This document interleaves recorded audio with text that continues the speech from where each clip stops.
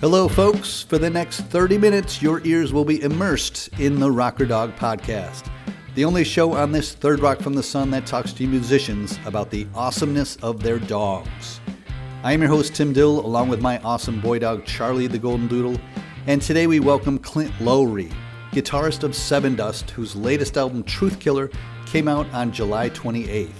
And these are his dynamic rocker dogs.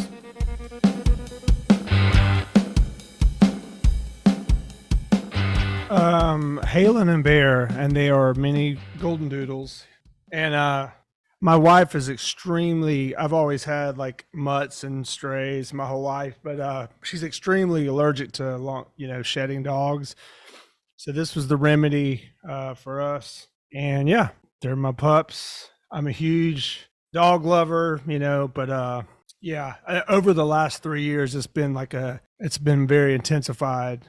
Because it was the most time I've ever spent with a dog due to no touring. I had like a solid year. Like Halen, we got Halen at the very beginning of the pandemic, and right when Eddie Van Halen died. So that was so it was from birth till every single day of his life for the first couple of years. Okay. Yeah, I was going to ask that because when I first looked on your Instagram and saw that you had a dog and it did seem like you were kind of this renewed dog lover. I was surprised to actually discover that there was Bear, and then before there was Bear, there was Marley, and I'm sure these guys each have their own story, but that's what we're here for. Let's get into it. So Bear is about 7 years old. Is that about right? Yeah, he's 6. Yeah, 6 years old. Okay. And I saw a post where he was described as the best impulse buy. So what was the impetus of getting him? So before him, there was Marley, and Marley was Tara's dog when I first met her, which quickly became my stepdog, is what we laugh about. But so on the end of Marley's, the end of his life, not the end of his life, I guess the last, 6 years or so now, or actually 4 years, we decided to get another dog, and kind of researched what we were looking to get. And Bear was kind of not knowing exactly the dynamics between dogs and the ideal situation when to have two dogs in the same household. And we were wanting to give Marley some, companionship and some kind of get a little extra pep in his step. And that was kind of one of the first initial reasons, but then it became just we just want another dog. And the kids were born, and, we wanted them to have a more youthful animal to kind of run around with, and, numerous reasons, but, and that's where Bear and the type of dog we really, there's always the rescue option, which is always, I feel like, the best, because there's so much need there. But at the same time, we had certain needs and particular things we wanted. And we did that. And then came Bear. Now, Bear's full name is Bear Stuart Gregory Lowery. Yeah. What's the significance of the Stuart and Gregory? So that was a funny story. So we're riding around, and we wanted both kids to have an option as far as names. So we were throwing out all these different names, and it was just a funny car ride. How about let's just use all these names and give it a very, I don't want to say royal family kind of energy to it. But it was just let's just keep all the names that everyone suggested, their front running names. So that's just kind of how that happened. Stuart Gregory was, one was Evie's, one was Harper's, and it was just kind of funny. And then Bear, I think, was Tara's suggestion, and then I brought in the Lowery by default. Yeah. Of course, Dad never because gets he's my son. Yeah, fair shake of anything. Yeah. I also see Bear is described, I think, by you as the easiest going person in your life. So does that pretty much describe his demeanor? His demeanor is very stoic. He's always been a very, really level dog. It was funny because when we first got him, our neighbor at the time had acquired his brother. So there were he had his brother kind of from that litter that they played together a lot. So he was very active, and they'd always get together. And his brother's name was Truman, which is a great name. But he was always the kind of level head, just a very basic, great temperament. Is one of the reasons that we were always attracted to these kind of dogs and that breed. But he just amazing dog for a family, and super stoic. Yeah, I'm a doodle owner myself. I've got a golden doodle named Charlie. He's 4. So Okay. it's inevitable that this comes up, but I always bring up, did you happen to read the article in the New York Times about the guy who first bred the golden doodle? No, I didn't read it. I'd be interested to. I'll send it to you. But he has some regrets. He did it for similar reasons, that someone had an allergy, and he crossbred a bunch of dogs, and this the doodles seemed to work out. But I think his biggest regret was just the way it's proliferated out of his control. That breeders now Yeah. grab a poodle, grab a golden retriever, and now there's this mass breeding going on. But it's funny because he talks about their personalities, which he says they're half crazy, but you talk to trainers and other people around dogs, and they say, there's just two sides to the story. So it's interesting.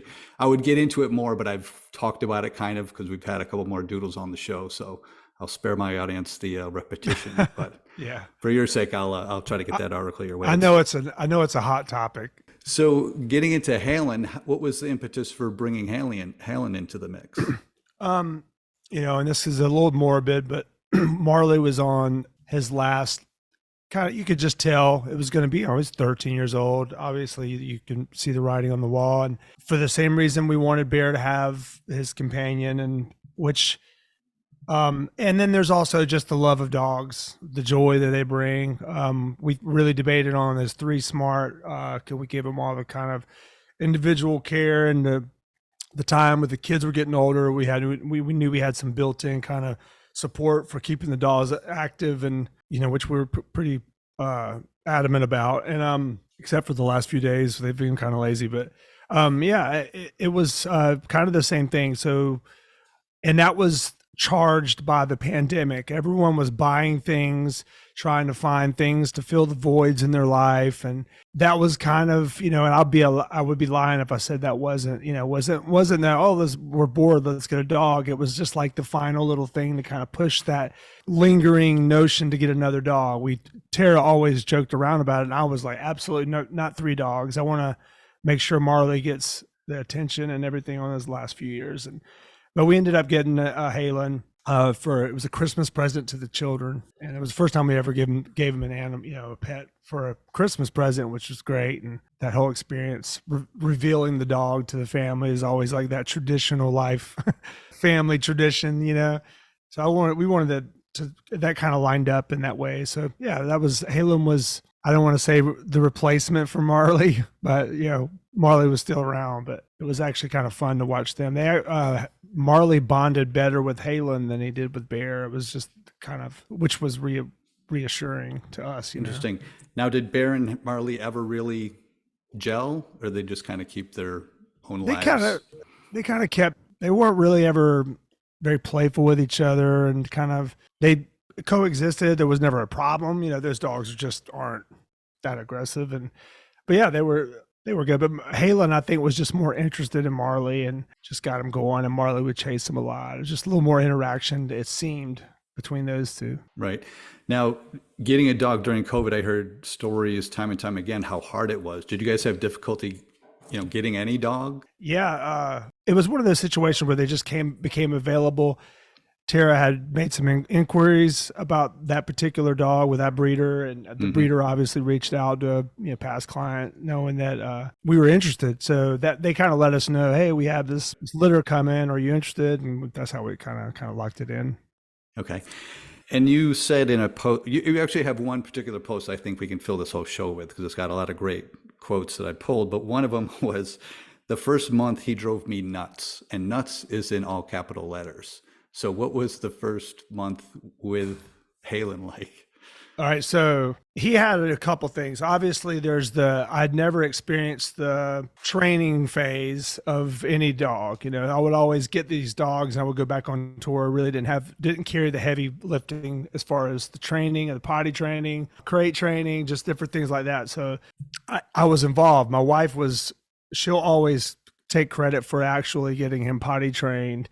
But Halen had, he was urinating, like it was constant. I was at home 20 times a day, and I would come in and he would use the bathroom right. I'd screamed like inside, like it was, and I told Tara, this is the last time I'm ever going to get a pup. We're going to get rescues, and they're going to already be, I'm not doing this again. It was like a lot of like what reminded me of having an infant, all the challenges that come with that. Yep. So it really quickly, so it was a lot of things. He also had a condition, or he had some type of a urinary tract infection. He had, I forget what it was actually called, but it was causing him it was a perfect storm of issues that drove him to really have a little more more difficult time controlling his urine, and so it was like so we had to go get him looked at, and they prescribed some medicine. It was just it was a very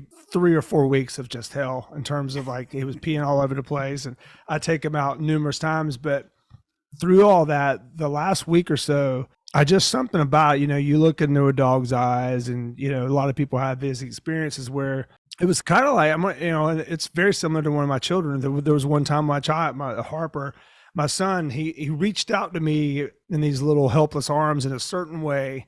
And it's like a very deep energy connect with that, human being or creature on earth, and it was kind of the same way. I was looking at Halen one day. I just didn't expect this to happen. Just kind of looked right into his eyes, and it was just a bond that was set. And then all of a sudden there was like a flip that switched, that I was just like, I am the owner of this dog, and this dog needs me now, and I need to make sure I, help him and try to read his, hear his language and do the things I need to do to take care of him properly. And and then the bond just got stronger and stronger. Interesting to hear, because I knew there, again, reading what you wrote about him, that there had to have been a moment where it switched. Yeah. And I think, not to diminish your relationship with Bear, but do you have a stronger connection with Halen? Yeah, absolutely. I mean, there's no question. And that just goes back to raising him from a puppy, being there. Yes. I don't mean to answer for you, but is that the reason you've had his formative years? You've been around, you were involved a lot more. Yeah. And I think generally I would have gravitated to him. He's the first animal, I've had a lot of different animals. I've had miniature horses, chickens, goats, and all these things throughout my life, horses, regular horses. But he was the first one that kind of gave me favoritism, reciprocated the love. Right. So he follows me because we have that connection. He follows me around. It's my dog. And there's a picture that Tara found of me back in the 80s. Yeah. And it's just hilarious. I look exactly like the dog. People say they look like their animals. I had the 80s hair, poofy, permed.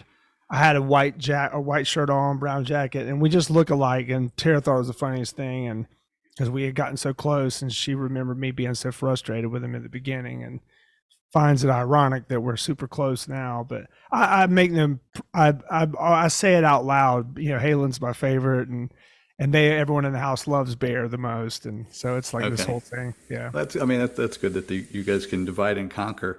But it is funny. Yeah, your wife said that it's Halen's your shadow, your twin, and your biological dog son.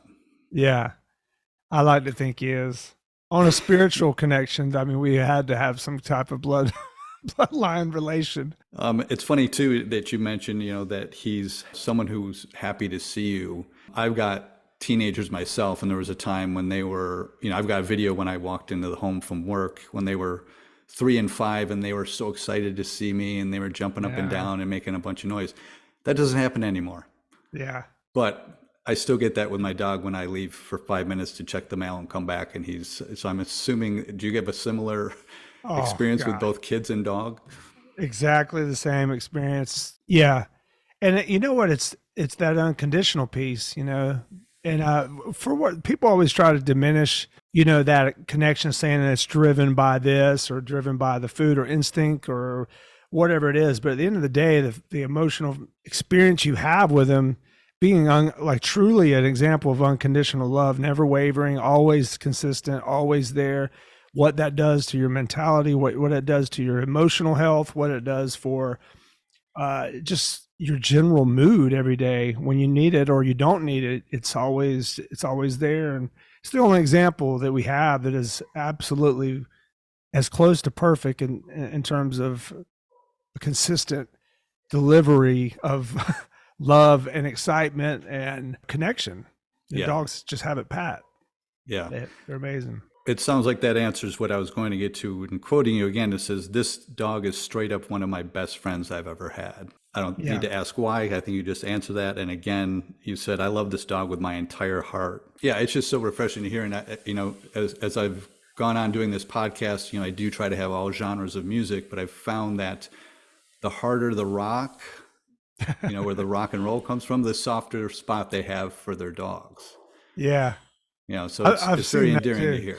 I've seen that too. I've seen some of the toughest exteriors, men and women that are just like this roll of dark metal and just aggressive music and nature just have a complete breakdown in that character to their animal, Yeah. Yeah, it's cool.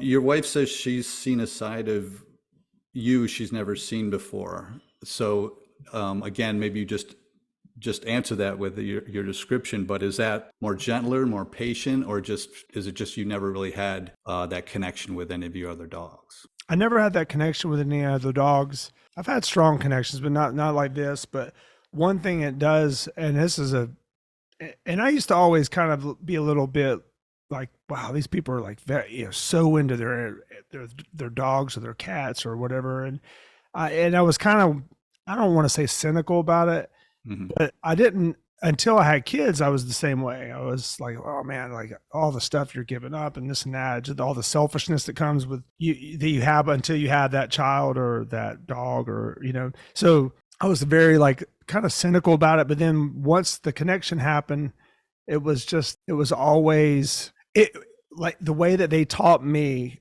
what unconditional love looks like. It also helped teach me, like, the patience that I'll give my dog is way more deeper than I almost give my children, and I've noticed that. I'm like, whoa, because they'll all come in or if they're doing anything and I'm like just sitting on the ground, just loving on Halen and playing with him. And then, and he does whatever, and I'll always forget, I forget, there's a lot more forgiveness. And so it's like, it's also teaching me, like, I need to extend this to everyone in my life. I don't need to just do this for a dog. Like, how good would it be? How much better of a human would I be if the way that I'm treating this animal, I treat people, and it's hard because people are just not as consistent and unconditional, so you're only given what you can get back. But yeah, the dog teaches me a lot more than I anticipated. Right. Do you ever take the time to look at life through the lens of the dog? Do you ever consider how they take things in, or is that ever? I found myself inspired by it, like how my dog can kind of let things roll off his back, and he kind of lives in the presence and takes things as they come. Do you ever go there? I guess.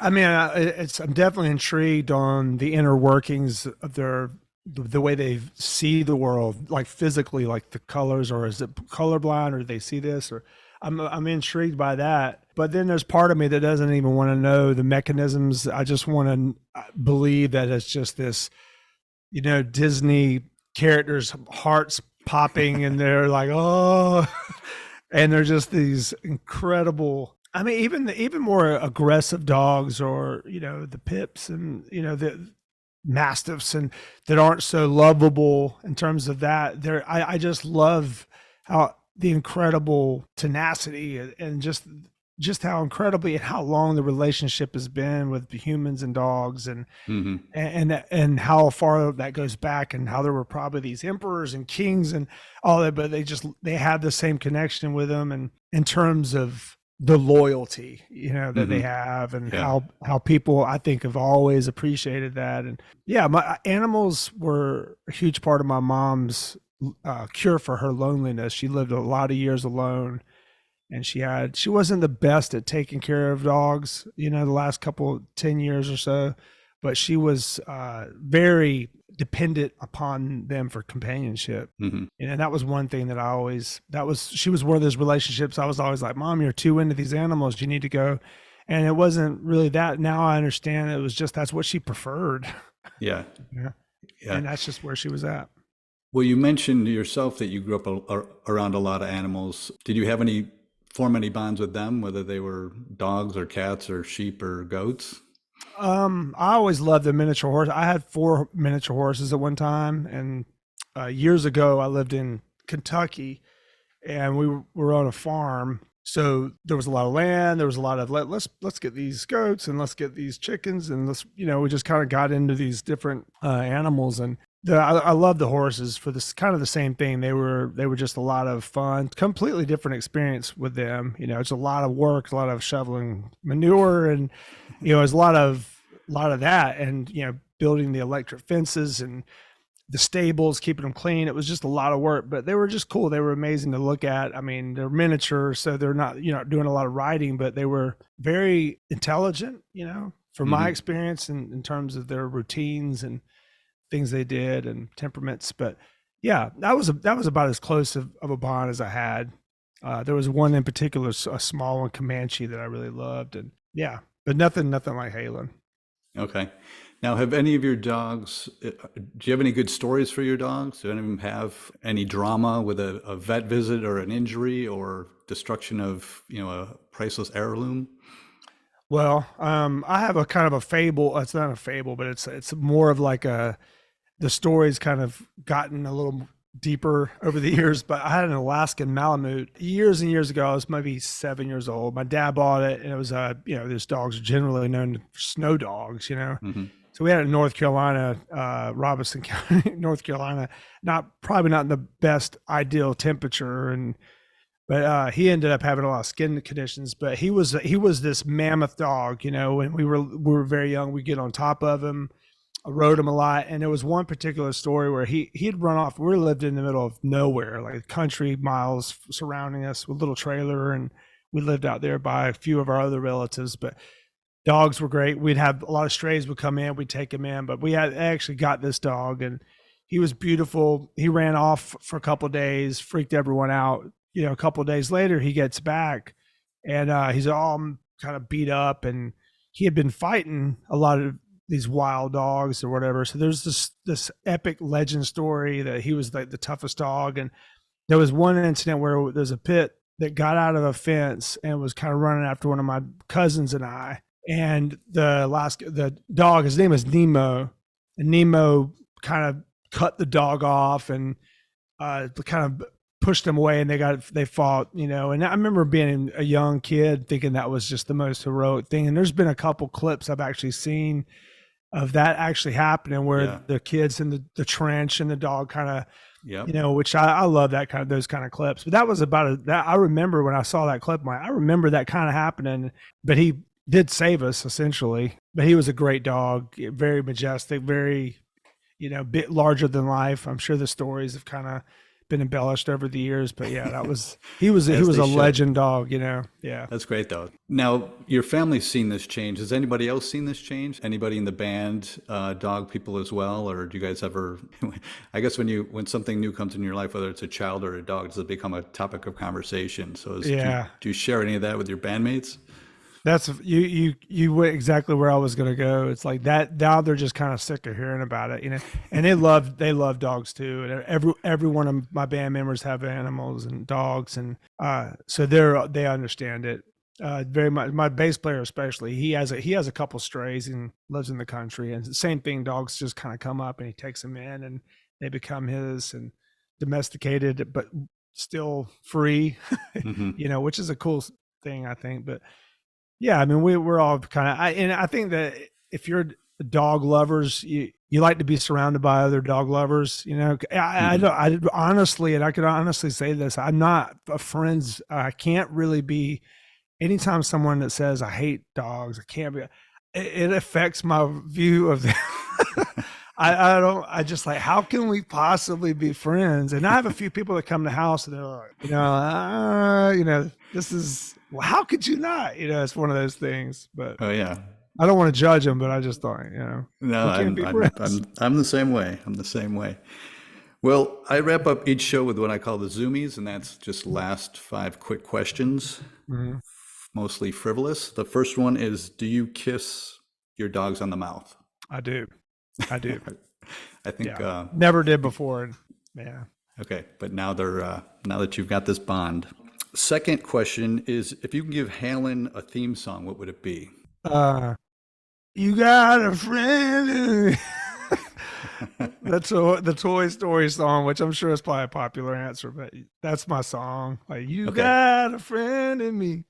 Okay. It's funny. As soon as that question left my lips, I thought it was going to be Van Halen. It's going to be like, of course, that's why I named him. But Yeah. I like You've Got a Friend in Me. Perfect. Yeah. I know he doesn't tour with you, but if he happened to tour with you, what would he insist be on the rider? Well, his special dog food. It would have to be, I don't know, as far as a rider, I mean, a chew toy of sort, just always the balls, we do a lot of the fetch stuff and yeah, the ball, the slinger thing. What's it called? Oh, yeah. I know what you're Yeah. talking about. One of those. Actually, you know what? Just one of our, healthy chew, he gets a bone every day. So he have to have his bone every day. And when I have my coffee, he has his little bone he chews on. And Nice. yeah, Is he still good with retrieving? I know he's half retriever, but my dog does like 2 or 3 runs, and it's like, okay, you can get it. that's it. It depends on how I do it and how consistently I do it. When I was doing it a lot, it was way better. But yeah, it's you're right. Exactly. It's about maybe 3 at the most. And then if he takes a break and I just make it real exciting, he'll do it. But Okay. Question 4 is, do you have a dog voice? Do you speak I to him do. in a higher register? It's a lower thing. It's a weird voice. It freaks my family out. But it's like, is it boys? It's embarrassing. Everyone's got it. But, Okay. And on the flip side of that, do you ever give him a voice? Do you ever personify him with a certain type of character? every now and then he'll come around a corner. I give him like the absolute. I don't want to say the dumbest voice, but just the very, very verbally challenged, like dopey, dopey character off, the doors, like, no, make someone, like, that kind of, that's what he looks like. Because he'll tilt his head and like, boo. Yeah. Alf, Alf, remember that character? Yeah. Yep. That's kind of the voice we have. Okay. All right. Well, I know it all too well. Last but not least, is there a dog organization or a service you'd like to give a shout out to? And that could be anything. It could be a walker, a trainer, anything you want. Oh no, absolutely. I love Stray STL Rescue on Instagram. Okay.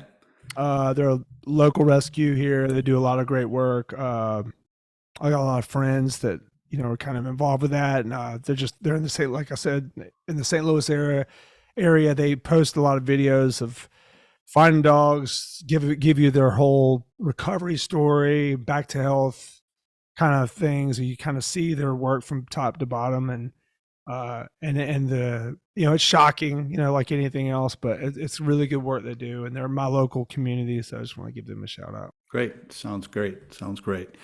All right. Well, is there? I know you guys are known for being one of the hardest touring bands out there. What's the best way we can keep track of you and the band? You could do a Sevendust official Instagram, sevendust.com for tour dates. Facebook, Sevendust. We have all the typical social media platforms. Just go see us there. Spotify if you want to listen to music, Apple Music. Yeah, that's it. All right. Sounds good. Well, Clint, thank you so much for giving me your time, and it was great to talk about Halen and Bear and Marley, and wish you all the success in the future. I appreciate it. When I saw this come up, I was super psyched. I'm like, this is going to be great. So I think it's a great concept you have going. I appreciate what you do. Thank you. Music to my ears, and I appreciate that. All right. Have a good rest of your day. All right. You too. Thank you. All right. Thank you, Clint Lowery of Sevendust, for coming on the show and sharing the tales of Halen, Bear, and Marley with us. Sevendust will embark on the Machine Killer co-headlining tour with Static X starting in Houston, Texas on October 6th. The organization Clint chose to highlight is Stray Rescue of St. Louis, a truly incredible organization whose mission is to seek out and take in the animals that no other organization will help or would simply euthanize because they are too expensive to heal. They rescue the abandoned, beaten, bred, fought, injured, terrified, defeated, and betrayed. The minute these animals enter Stray Rescue of St. Louis, they are looked in the eyes and promised the second chance they deserve for health, home, commitment, and love, no matter the time or cost. To get involved, adopt, or donate, visit strayrescue.org and follow them on Instagram at strayrescuestl. Thank you for tuning into this week's show, and we hope to see you again next week when we bring you a Middle American rocker who partakes in van living with his wife and 3 dogs. So please join us for that. It's a fun one. All right, until then, stay informed with us on Instagram at Rocker Dog Podcast, and we will see you later.